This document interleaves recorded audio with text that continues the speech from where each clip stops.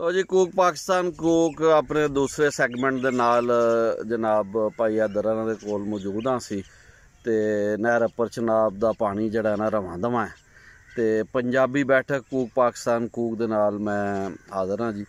जनाब हैदर साहब असीं गल कर रहे सां डेरा कश्मीरियां वाला दी रात जिस तरह पैंदी सी तुसीं कहंदे हो जी उत्थे मंजी डाह नूं थां नहीं सी लभदा ते शाम नूं तुहाडे ख्याल नाल उत्थे किन्ने कु बंदे खूह ते मौजूद हुंदे सन? शाम ने जनाब बंदे बड़े होंदे सन। अच्छा मेला लगा होंदा सी रात नूं रौनक मेला लगा होंदा सी सूबे दे उत्ते। सूए दे उत्ते मेला लगा हुंदा सी। गर्मियां दे विच गप्पां मारनियां। अच्छा 10-11 बजे तक बैठे रहना। सूए मंजी डाणियां सूबे ते मंजियां डाहनियां। देखो जी 80-90 जी सन बल्कि उदू भी ज़्यादा सन। शाम नूं ड्यूटियां ते भी आ जांदे सन उत्थे ही। सही है। किसे 10 बजे आ जाना किसे रात नूं 11 बजे आ जाना। ते ये फिर उत्थे पुल दे उत्ते बह के गपशप होंदी सी। गपशप लगदी गर्मियां च। ठीक है ते जेड़ा नाल सूए दा पानी जेड़ा सी वो गर्मियां चलदा चुलदा। ठीक है ते रात नूं भी कदी सूए छाल मार के नहाते सो? रात में नहाई दा पुल तो मारी दियां छालां जो गर्मी शर्मी लगदी सी ते नाल नहर भी वगदी सी। नाल नहर वग कई बार पार कीती। अच्छा नहर इन्हां कई बारी पार कीती। नहर जेहड़ी एदा पर नहीं पार करी जिवें सूआ टप जे। अच्छा ये पार करके इत्थे बदाल आ जांदे सो? नहीं वैसे उत्थे ही वैसे ही डंगरां दे नाल। डंगरां नाल भी कर लैंदे।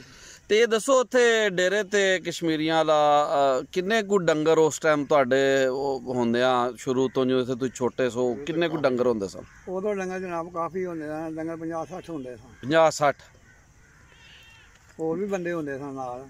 असीं ते बाल सां असीं ते सिर्फ खेडण वाले सां उत्थे बालां च। अच्छा देखो जी 50-100 डंगर का मतलब बहुत लंबा चौड़ा माल सी। 50-60 डंगर का मतलब ये कि वो बड़ी जबरदस्त माल दौलत है क्योंकि रात नूं दिने ढगे तोड़दे हुंदे सन। अच्छा खूह दे उत्ते ते रात नूं डाची चलदी हुंदी सी। मैं एड्डा घुमा अपनी होश चंगा भला वेखिया। डाची वगदी ही उदों भी डाची डाची वगदी उदों भी डाची भी वगदी ही ਜਦੋਂ ਤੇਰੀ ਲੱਤ ਆਈ ਵਿੱਚ। ਤੇ ਫਿਰ ਇਹ ਜਿਹੜਾ ਖੂਹ ਸੀ ਖੂਹ ਇਹ ਇੱਕ ਹੀ ਸੀ ਉੱਥੇ? ਇੱਕੋ ਹੀ ਸੀ ਤੇ ਉਹ ਫਿਰ ਸਾਰੀਆਂ ਪੈਲੀਆਂ ਉੱਥੋਂ ਹੀ ਪੀਚਦੀਆਂ ਸਨ? ਪਾਣੀ ਨਾਰੀ ਸੀ। ਅੱਛਾ ਨਹਿਰੀ ਨਾਲ ਪਾਣੀ ਸੀ ਉਹ ਸੂਆ 12 ਮਹੀਨੇ ਵਗਦਾ ਹੈ। ਉਹਦਾ ਪਰਲਾ ਸੂਆ ਮੰਡਾ ਹੀ ਦੇ ਨਾਲ ਖਾਲ ਆਉਂਦਾ ਪਾਣੀ ਆਉਂਦਾ ਸੀ ਉੱਥੇ। ਠੀਕ ਹੈ। ਖੂਹ ਦੇ ਗੱਲ ਵੀ ਵਗਦੇ ਜਿਹੜੇ ਖੂਹ ਦੇ ਆਲੇ ਦੁਆਲੇ ਉੱਚੀਆਂ ਪੈਲੀਆਂ ਸਨ ਉਹਨਾਂ ਨੂੰ ਪਾਣੀ ਖੂਹ ਦਿੰਦਾ ਸੀ। ਹਾਂ ਬਿਲਕੁਲ ਬਿਲਕੁਲ ਇਹ ਸੋਹਣੀ ਗੱਲ ਮੈਂ ਕੀਤੀ ਹੈ। ਉਹ ਤਾਂ ਨੀਵੀਂ ਸਾਈਡ ਆਉਂਦੀ ਨਾ ਤੁਹਾਡੀਆਂ ਫੁੱਫੀਆਂ ਜਿਹੜੀਆਂ ਨੇ।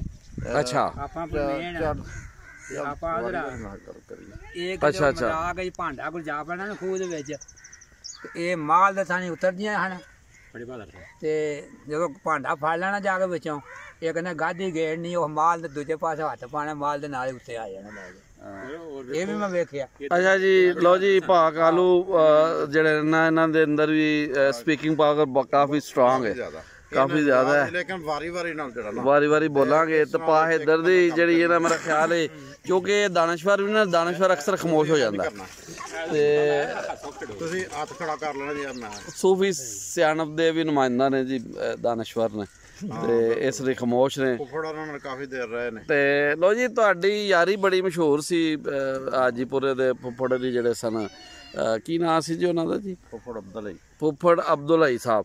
ਉਹ ਇਹਨਾਂ ਨੂੰ ਬੜਾ ਪਿਆਰ ਕਰਦੇ ਸਨ। ਉਹ ਤੁਹਾਡੇ ਨਾਲ ਸੁਣਿਆ ਬੜਾ ਉਹਨਾਂ ਦਾ ਦਸਤਮਾ ਸੀ ਤੇ ਮਾਸ਼ਾਅੱਲਾ ਤੁਸੀਂ ਬੜੀ ਉੱਥੇ ਉਹਨਾਂ ਦੇ ਨਾਲ ਗੱਪ ਛੱਪ ਮਜ਼ਾਕ ਬੜਾ ਸੀ।